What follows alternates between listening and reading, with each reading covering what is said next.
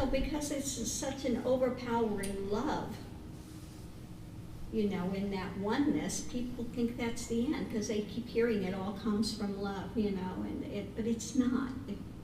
One has to go beyond that because that's still a projection outward. That's still emotion. Okay, so that's not the end. Okay. Could you speak on the fact that some enlightened ones decide to have a family life after realization? I'm thinking of Robert Adams. He lived a normal family life in the suburbs with wife and kids, yet fully absorbed in the absolute. How come this works for some but not so for others? Well, when did the family life begin?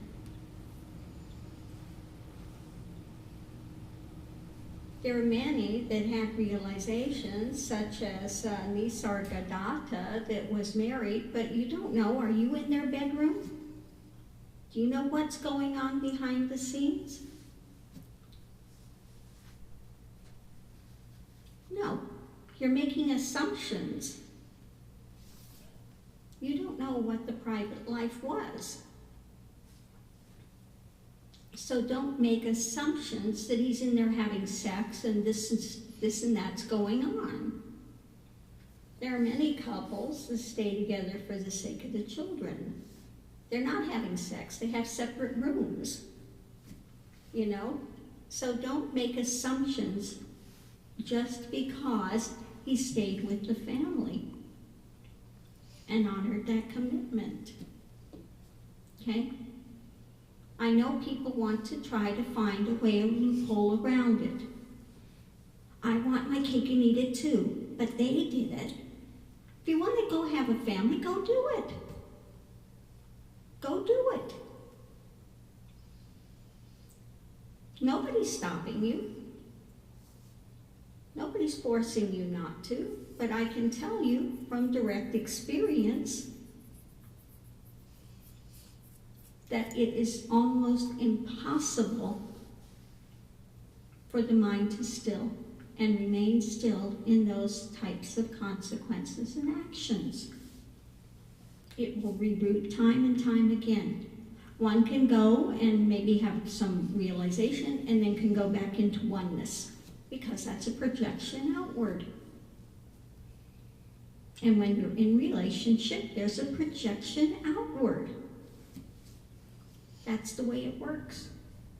Unless you happen to be one, like, you know, many of the, like I said, many of the Indian marriages are not love marriages. They're not based on this, you know, external lust for their partner. It's not set up that way. So ones like Nisargadatta, they fill their obligations. And that's it. But there's not this big, oh, my love, like, you know, all this drama around it. This is one thing that just, you know, really, it can't be said enough times. This is why Buddha left. After realization, he did not go back to his wife's bed. He did not go back there. Didn't. Okay? Ramakrishna, yes, he was married, but they were celibate. Okay? Never had children. If one has children prior to when they're actually really, you know, going heavily into it, then you have to stay and honor that commitment. You stay, you honor it, you take care of them. But people believe that because there's a marriage, they're jumping into bed with each other all the time. There are a lot of marriages that doesn't happen. Okay? It's only these raging hormones, you know, when one is young and wanting to chase all of that. But once children are born, many times, then all of that goes out the door. Because there is so much energy placed in children, and by the end of the day, you're exhausted. Okay? So all of this drama goes out the door. So,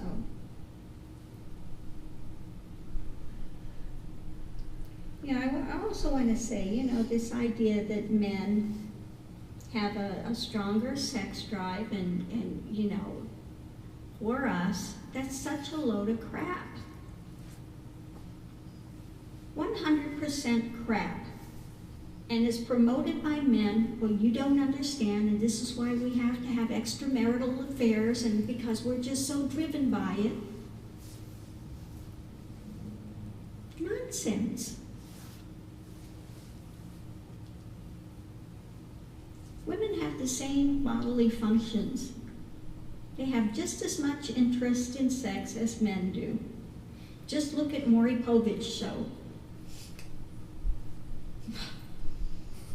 These women are tested for 10, 15 guys to find out if it's the father, for God's sakes. They're running rampant.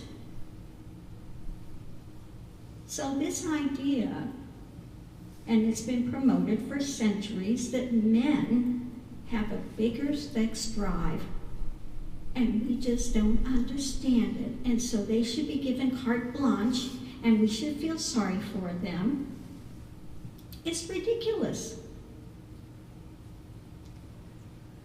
Same thing when you have, a marriage breaks up and the guy has the children. Oh, this poor guy, and, oh, it's so, And yet, the men usually have more, they make more money, they have more resources to be able to take care of a child than the woman does. You never say the poor woman is left with the children. No. When a guy gets the children, oh, that poor guy. What a double standard with everything. This is nonsense. It has to end. Really, this type of double standard crap needs to end. Just like Muslim community, the women have to wear these long burqas. Why? Because the men don't have control over themselves. Come on, guys. Keep it in your pants, for God's sakes. Are you saying that women have more control than you do? You poor little men, they have no control over themselves? I just feel so sorry for all of you. So on that note, I'm also going to bring up, somebody was asking, I saw on the forums, about sex, and again, oh, it's so overpowering. How do you be celibate? Well, what is it you're so attracted to in sex? Is that big grunting 15 minutes of what? Grunting, sweating, oh baby, what? Is it that flesh covering that you're so enamored of? Why don't you try looking at it with removing that fleshly covering and see what's in there? Blood, guts, pus, shit. Now, how attractive is that? The body comes. You ever see what happens to a body at death? It's disgusting. This is what you're attracted to? The form comes, the form goes. And you want to exchange that 15 minutes of grunting pleasure for liberation. Are you kidding? You can't give up 15 minutes of grunting pleasure and to be feasting and lusting after this for liberation.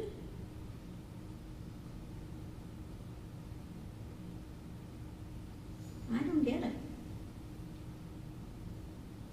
If you keep feeding those fires and fueling them, guess what? You're throwing gas on a fire. And this is why they have the practices of viewing and contemplating death and the deconstruction of form in all its heinous, nasty revelation to break through that. That's why the Buddhists have that practice. Sit with that for a while. Next time you see this luscious girl with these curves, start peeling away the skin. Now see if it's so luscious. Get down to the musculature and, minus that covering that you're so enamored of. And see if you still have that same lust. Maybe carry around a picture of a cadaver that's had the skin pulled away. Of an old bloated dead body. Well, it doesn't even need to be an old bloated dead body. Just have the coverings pulled away. That's enough. That would be enough to turn it off immediately. So one is attracted to a milli thickness of skin. And that's fueling that desire. So again, my challenge to you is, every time you decide you're having the raging hormones, oh baby, just peel back that skin and see how long. Let me know how that works for you.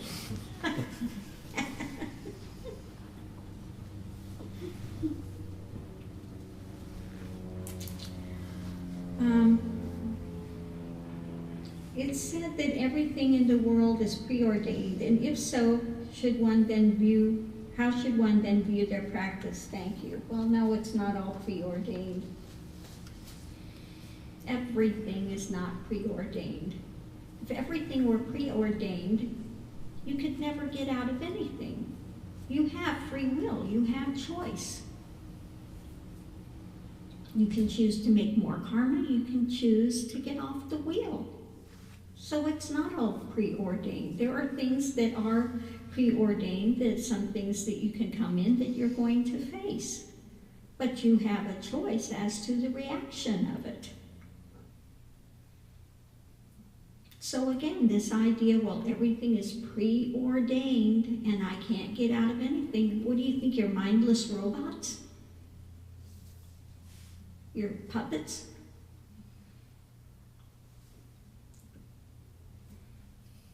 Again, people will use that as a cop-out many times.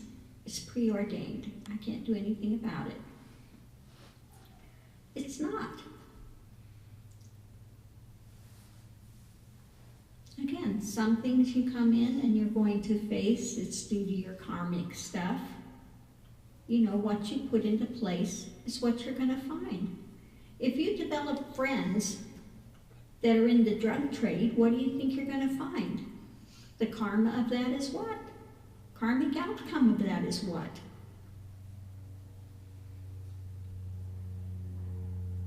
Okay? If you change midstream, get a different class of friends, leave the drugs and all that behind, move to a different neighborhood, what do you think is going to be the happening of that? A vastly different outcome. It's in your hands. You can make choices. But the thing is, people don't want to make choices. They want to keep doing the same actions and have a different outcome. It doesn't work that way. That's what they say. You have a fool if you keep doing the same action and you're not willing to change anything and you're expecting a different outcome. That's foolishness. It's not going to happen. So if you want to change your life, you need to make changes to your life. You need to make changes in your thinking. You need to make changes in your actions. And as you do that, the same thing of when you come on the path. People you were involved with before begin to fall away. That's mitigated. That's becomes out of the picture. The things you were involved in that were so enamored of before, the drinking or carousing or partying, whatever, it falls away. And so all the karmic things that would come of that in the projection you were going before is where? It's been changed, it's been mitigated, it's going to go in a different direction now. Okay? Pretty simple. Pretty simple.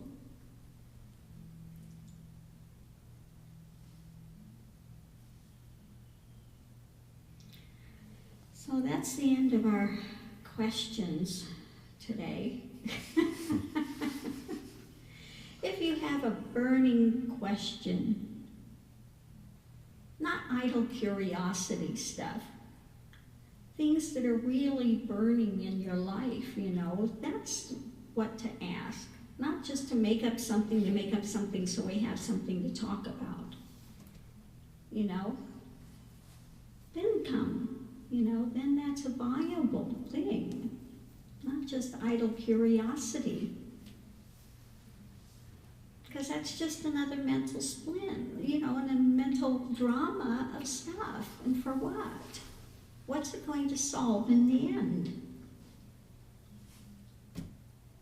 Nothing.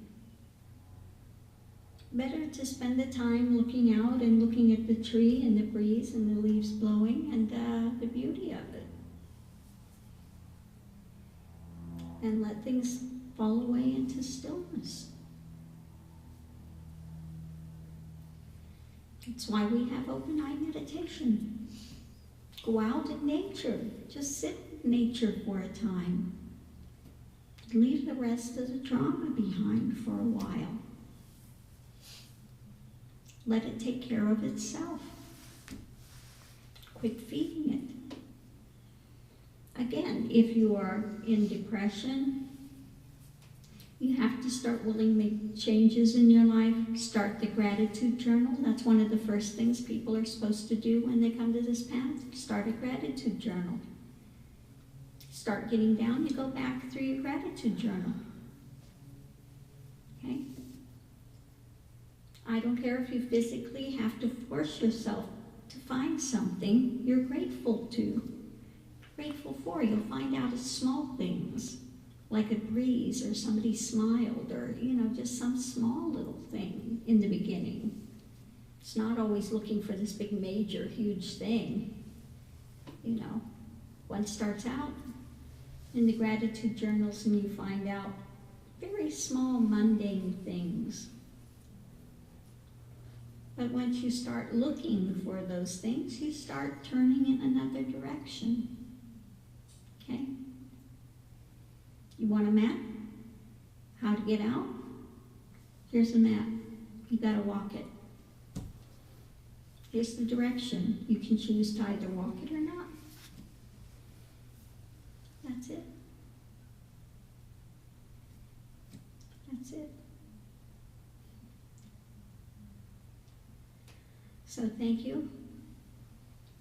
I hope we've answered all of your questions. Is there any other questions or comments or clarifications, whatever the case may be?